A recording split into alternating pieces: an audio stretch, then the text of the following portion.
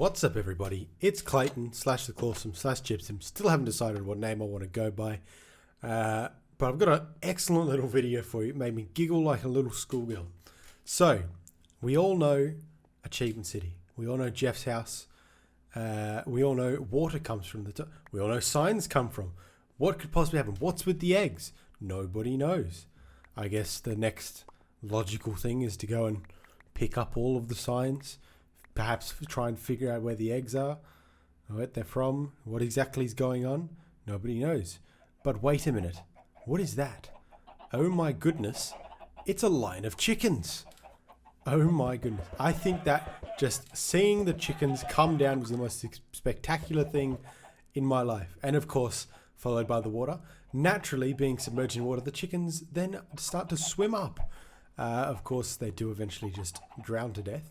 But I just think it's the most brilliant thing to have a line of chickens. So what actually is happening is if you put all these chickens on the same block and then you hit them or you bump them, they explode outwards.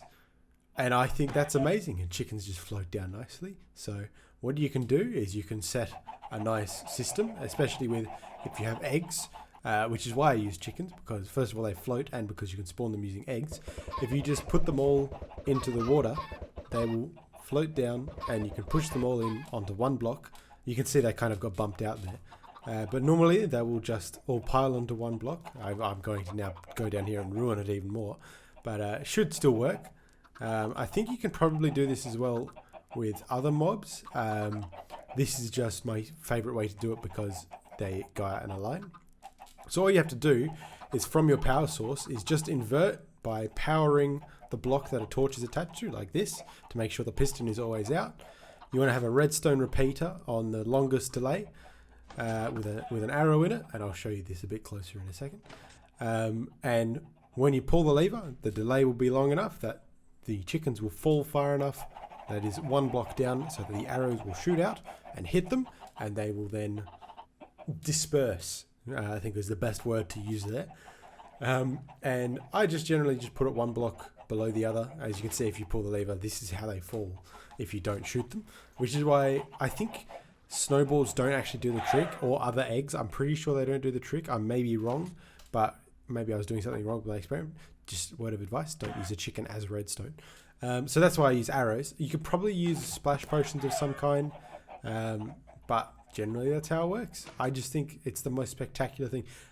Because there's mobs spawning limits now, mobs will die if you try to do it. You can do it with other mobs.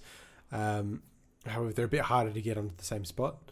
So you'll see, I give it a punch, all these witches bloody get out and explode out.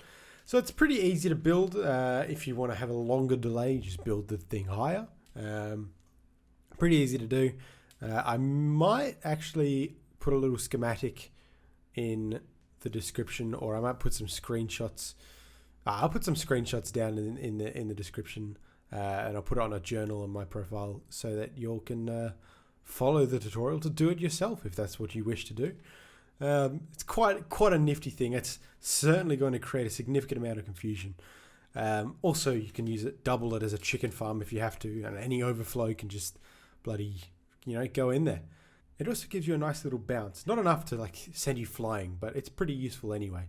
So thank you all for watching. Catch you all in the next video.